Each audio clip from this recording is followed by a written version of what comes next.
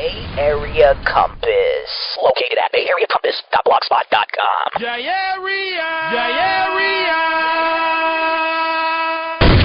What's good, viewers? It's your boy Don Julio giving that fire content once again, and I'm representing Bay Area Compass today, and today I'm with Work Baby. I appreciate you for joining our platform today, brother.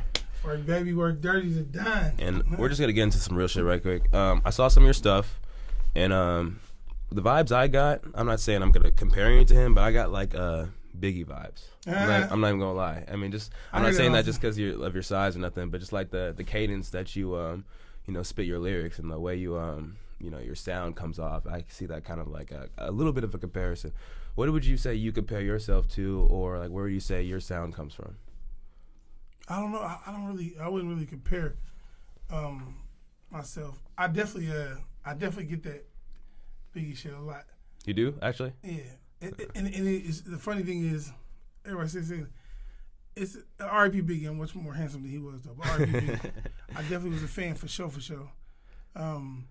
He's dope, incredible lyricist and hella creative.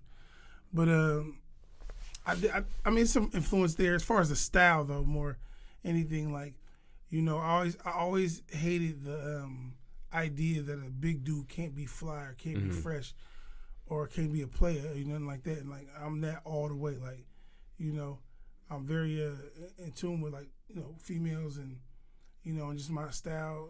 From my hair to my presence to the clothes I wear. Like a lot of big niggas from Northern California, the Bay Area in general, they always like even over the last few years, even like E40, you can ask him out his own mouth. He's like, this nigga work got swag through the roof. Like I always, you know what I'm saying? So and Biggie was like, you know what I'm saying? Like you say, I stay Gucci down to the socks, rings and watch filled with rocks. Like he was talking about his swag. Yeah. Like, you ain't gotta be a nigga just as fit or on some buff shit or slim or model type, whatever it means, the stereotypical to be fly or be attractive, appealing to women.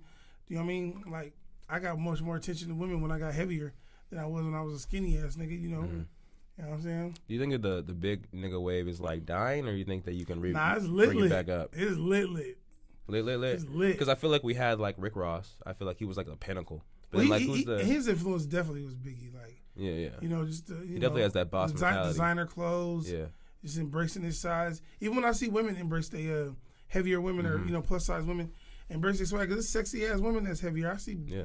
I'll be looking online. I'll be on Instagram. I see. Even in the modeling world, I see plus size models. They be beautiful. I mean, what is plus size considered to the world? They be curvier, a little heavier, and they be dumbass, sexy, pretty as fuck. You know what I mean? I don't know if I can curse them here. You can, yeah. They be pretty and they be having their shit together. It's like it's really learning what works for your body, like learning what kind of clothes work for you. Your hair. Even if I just see a whatever size person or a woman or whatever, and when her makeup ain't right, I'll be like, damn, baby, you need to go sit down with somebody. Teach you how to put that together. You know what I'm saying? Because that's what it really be. You know what I mean? So, do you feel like you bring that kind of like that energy, like that kind of like okay, now Work Baby's here, now the party's about to start, kind of vibe, you know what I mean? Yeah, it's funny. They call me the TUK, the Turn Up King. Yeah, because I saw your videos with like the pool party and like the ocean music video shoot and everything. Oh, we just shout out my artists Young Bundle and Tony Rashad. They got a sick record called Talk It Out featuring me, and we just shot it on the beach, the lake, and all that. Beautiful women had barbecue out there. He was popping bottles, pouring Patron on girls' behinds and whatnot in the most respectful manner as possible. You know what I'm saying? We had a ball though. You know what I mean? Yeah, man. I just bring that energy. Like, it's funny because like even right now in Northern California, it's hella like tough ass rappers. Everybody talking about shoot 'em up, bang bang. They stick, drip, dropping clips and dropping bodies and catching bodies. And I'm like, for the most perspective, that shit is not. That's happening in the streets. But if you're trying to be an artist, that shit is extremely unrealistic. If you're dropping bodies and you're doing all that and you're trying to be a music artist, you on your way to the feds, like, hey, police, how you doing? Come and get me. You feel me? Or if you're still involved in gang activity or you're still involved in the streets like that, I'm involved in the streets trying to help people and better people. I'm putting my homies on, giving them jobs. The Nipsey Hussle way. Yeah, and putting people in position. I've been doing that for years. Like, and I shout out R.P. Nipsey. I followed his movement tough, but I've been doing that for years. I've been independent, spending my own money, putting artists on. I got one of my artists right now with me. I just signed her. She's 22 years old. You know what I'm saying? Northern California, her name Bay. She got a song out right now called Mind of a Maniac. And it's hard. We got more music coming. I got artists. I've been having artists. I've been signing artists. I've been, watching my cousin E40 put people on for years and provide people opportunity and spending his own money and put people in position I mean, even like, currently like with Neff the Pharaoh and OBPZ. OBPZ, before that, he put me and my cousin Hot on, the db'z. We had big records, Turf Talk, back in the day, Silly Sale, like, like, we've been doing this for years. This is what I was taught, so that's how we do it. Yeah. So, yeah, I bring the energy. I'm from the streets. I'm from the gutter. I'm from the mud. I grew up in foster homes and group homes and juvenile detention centers and, you know what I'm saying, ate old food out the back of Safeway, stole. My mama did drugs, R.I.P. my mama, love her to death. My father, like, so I don't, I speak about it as in growth from it, but I'm not glorifying that. I'm glorifying the turn up, the life, getting richer, getting better. I was watching the Filthy Rich interview last night, and he was talking about some of the niggas from his neighborhood might not feel what he's saying because they ain't in it. He talk about balling and shit, and I was like, I don't talk about it to the extreme that he does. I mean, shout out to him. He doing his thing. But I want to talk about the better life. I want to talk about growing. Opening businesses, putting people on, putting people in position, putting other rappers on. You know what I mean? That's what I'm on. I mean, I don't want to talk about killing people every day. Yeah. Or, you know what I'm saying, or beef every day. But although I've been through that and I've been through all that, everybody from the streets know that for sure about me. They know my history, my background. You know what I mean? They know what's happening if they play with me or disrespect me. But I'm not on that at all. You know what I'm saying? Let's dig into that that history in the background, because I was going through your Instagram a little bit and I saw like some greats who followed you and liked your posts. So let's dig into a little bit of like you starting your music career from where you're from, the relationships you had with like E40 and these other bigger names and stuff, and just like the whole process to how you got to where you are now. Well, you have to rewind. It's crazy, I'm in my early 30s, and in these years I feel like I'm like an old man. Like I feel like I lived a lot of life. Yeah, man, like 30 is old it is in 2019. Yeah, it is. Well, it's just the way social media is, and we're in an on-demand world. And then you got to remember too, we live in a different world than everybody else. And what I mean, we're in Northern California, so we're in the home of technology. Everything on your phone was made right here, so everything seemed old tomorrow. Like I got this dang iPhone. It's like, this is the old one, and this phone cost me $1,000 like last year. Like, and they're like, damn, you got to go get the new one. Like, what? Like, come on. So everything seemed old quick. Like, even a rapper. I was telling somebody the other day, and no disrespect to nobody, but I got started in this thing like right hyphy movement time. You know what I'm saying? I was a teenager. I was out of high school a year and a half and signed my first deal.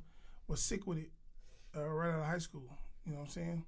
And we had major distribution through Navarre. So you said, I'm just gonna stop you real quick. You said are you independent right now, or are you still with the label? I'm independent. I still have a situation with Sick Wid It too, but my label, Work Baby ENT, Capo Click, is my own label, which is distributed through. I don't know if you know this or not. Is Choppas with or Chippas with Sick Wid It? Chippas is signed to Sick Wid It. Were you talking to him when he was with the label too, or did he come in after you left? I never left Sick Wid It. I'm still Sick Wid It. Still with it? It's tatted on my skin. It's my blood family. We're from Vallejo, Magazine Street. That's forever. I got a solo situation with them. But Chippas came on the board a few years ago. I think he was with the NHT boys before that. I always thought Chippas was dope, and that was something 40 did. A lot of they knew I've been on Sick Wid It since 2006, 5. Yeah. I signed 30-30 Sick Wid It with Muggs. Me and my cousin Hot and Freeze was doing mixtapes with our Dirty Boys, db'z crew, and then Muggs took notice, and he brought us to 40. Even though these are my cousins, you still got to do the work though. People thought we just got on just because it was my blood cousins. Now we put the work in with the mixtapes and beating the streets up to where they couldn't deny us, and they came and picked us up, and blessed us, put us in a good situation. And we dropped our first record called Stewie. Back in 06, and that record was super big, like it was big on radio. And since then, we just been mashing. I'm not doing my db'z group thing with my cousin no more, Hot, but we still do a lot of music together. And I've been mobbing. I was just telling somebody, like I said, no disrespect to any of the artists, but you got to look at all the artists that was around. I ain't gonna run through no names. In 06, you know that anybody who's on the Bay Area, Northern California hip hop scene, there was a ton of artists in the hyphy movement, and 97% of them ain't around. I know it now. Yeah. It's like, what happened to them? Exactly. And I'm still here relevant, kicking and dropping music and waking their game up. You know what I mean? For real. Yeah. Like, people that was in my class, in my freshman class, was like the Mr. Fabs and the Clyde Carson. They still around making music and making noise. I hope I ain't disrespecting nobody else, but ain't too many other people from that class around. I'm being honey.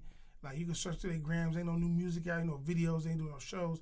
They ain't getting no verse licks. They ain't getting no money, and it's no disrespect, because a lot of them I'm cool with. Like, I love them to death. You know what I'm saying? And it's like and the class that came after me, that's what people are saying.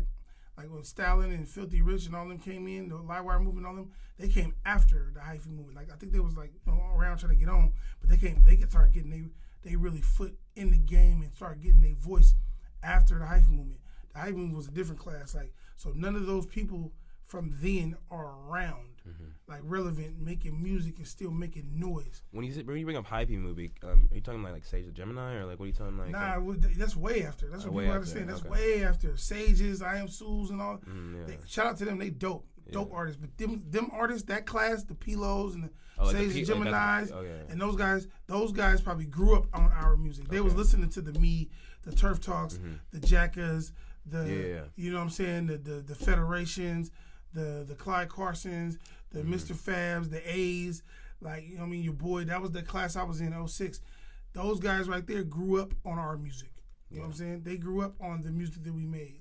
You know what I'm saying? Yeah. So that was a whole nother class. I'm talking about my class. Okay, gotcha. Like them people are not around no more. You know what I'm saying? You think that's even the pack was like popping back then. And they was super dope. And shout out to them. You know what I'm saying? They raw. You know what I'm saying? For real. But a lot of people are not around.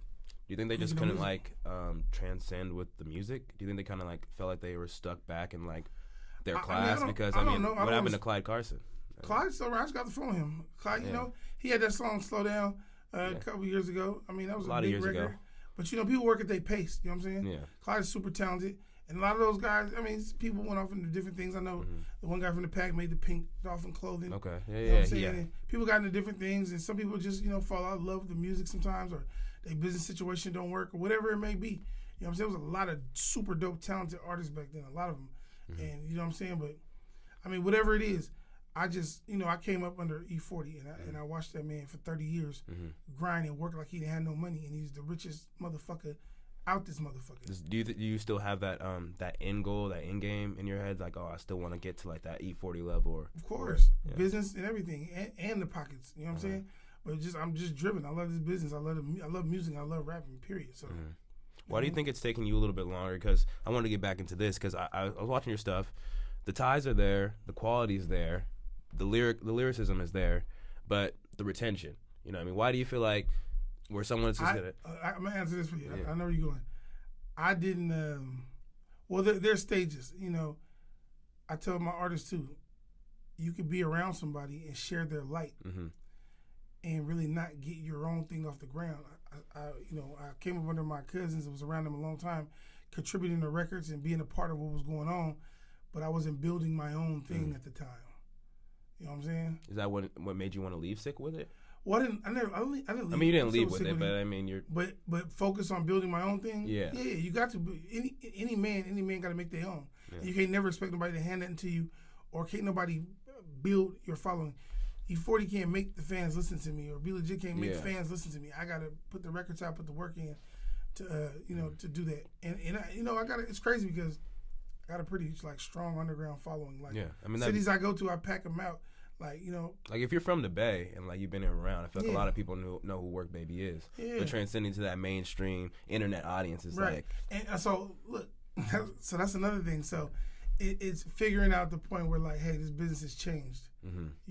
It's like, for example, we're not gonna spend money on street teams and vans for people to go put up posters. That's stupid. I was just telling my artist that somebody she was talking to was trying to get her to do some business with a magazine. I'm like, dude, nobody watches magazine, period. Yeah. So it's just learning a new business. I'm just now getting with internet promotional companies. I'm just now getting a publicist. I'm just now okay, this game has changed. I got those fans out there. Trust me. You know what I mean? Those hardcore artists that fans have been listening to me for the last 8-9 years or whatever. That's still listening. But those might be guys in their 30s that might be buying CDs. They might still go to the store and buy CDs, throw it in their old school and slap it on Saturday. While they barbecuing and cutting the grass with their family, drinking beers, hang out with their homies every once in a while. But you gotta appeal to these kids, and you gotta make sure you're in their face. So to get in their face, you have to get in things that's on the phone.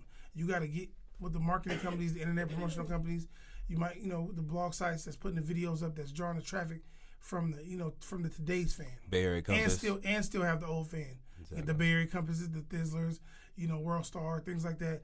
Things that these kids are on, and it's right in their face because kids' attention spans are short and their memory's short.